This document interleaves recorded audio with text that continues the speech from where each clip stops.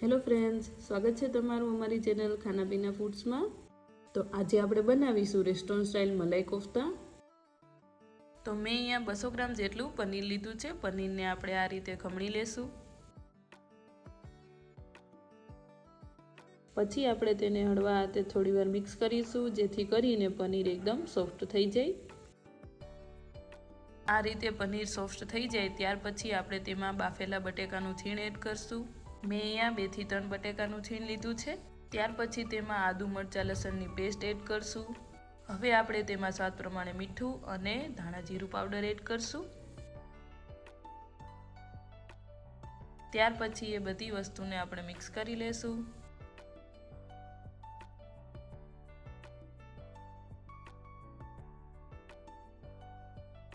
આ રીતે બધી વસ્તુ મિક્સ થઈ જાય ત્યાર પછી આપણે તેમાંથી નાના નાના બોલ બનાવી લેશું।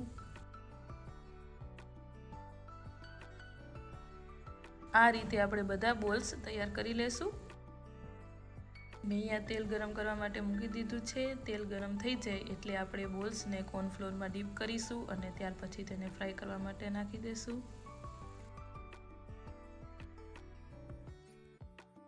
એવી જ રીતે આપણે બધા જ બોલ પર કોર્નફ્લોર લગાવીને તેને ફ્રાય કરી લેશું। આ રીતે ગોલ્ડન બ્રાઉન કલરના થાય એટલે આપણે તેને પ્લેટમાં કાઢી લેશું। હવે આપણે ગ્રેવી તૈયાર કરી લેશું। તો મેં અહીંયા પેનમાં 2 થી 3 ચમચી જેટલું તેલ એડ કર્યું છે। ત્યાર પછી તેમાં એલચી, તમાલપત્ર, સૂકું લાલ મરચું એડ કરીશું અને ત્યાર પછી તેમાં થોડું જીરું એડ કરશું। હવે આપણે તેમાં લીલી મરચી અને લસણ એડ કરીશું। એ બધી વસ્તુને આપણે તેલમાં 1 થી 2 મિનિટ સુધી સાતળવા દેશું।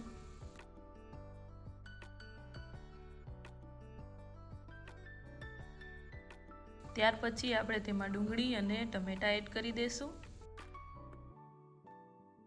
અને બધી વસ્તુને મિક્સ કરી દેશું।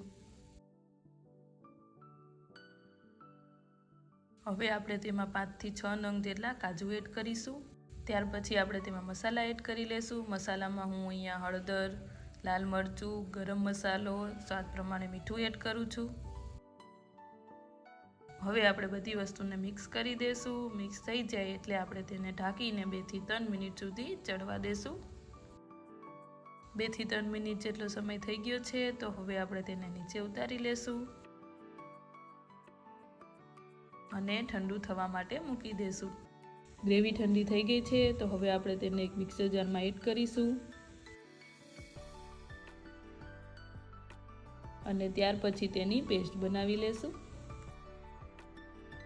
તો હવે આપણે તેનો વઘાર કરી લેશું। મેં અહીંયા પેનમાં 3 થી 4 ચમચી જેટલું ઘી એડ કર્યું છે। ઘી ગરમ થઈ જાય એટલે આપણે તેમાં લાલ મરચું એડ કરશું અને ત્યાર પછી આપણે જે ગ્રેવી બનાવેલી એ એડ કરી દેશું। ગ્રેવી તમારે જેટલી જાડી અને પાતળી રાખવી હોય એ પ્રમાણે તમે પાણી એડ કરી શકો।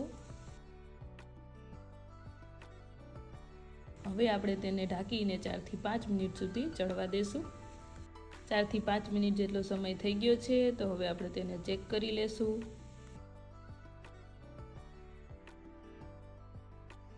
ગ્રેવી પાકી ગઈ છે તો હવે આપણે તેમાં ફ્રાય કરેલા બોલ્સ એડ કરી દેશું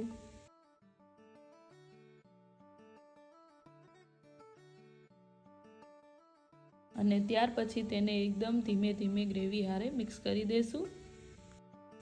એકદમ હળવા હાથે જ મિક્સ કરવાનું છે। જો તમે ફટાફટ તેને મિક્સ કરશો તો બોલ્સ તૂટી જશે। બોલ્સ અને ગ્રેવી મિક્સ થઈ જાય એટલે આપણે તેમાં ફ્રેશ ક્રીમ એડ કરશું। ફ્રેશ ક્રીમ એડ કર્યા પછી આપણે તેને ચડવા નથી દેવાનું, તરત જ નીચે ઉતારી લેવાનું છે। તો હવે આપણે તેને એક પ્લેટમાં કાઢી લેશું। તો તૈયાર છે રેસ્ટોરન્ટ સ્ટાઇલ મલાઈ કોફતા। તમે આ રીતે એકવાર જરૂરથી ટ્રાય કરજો।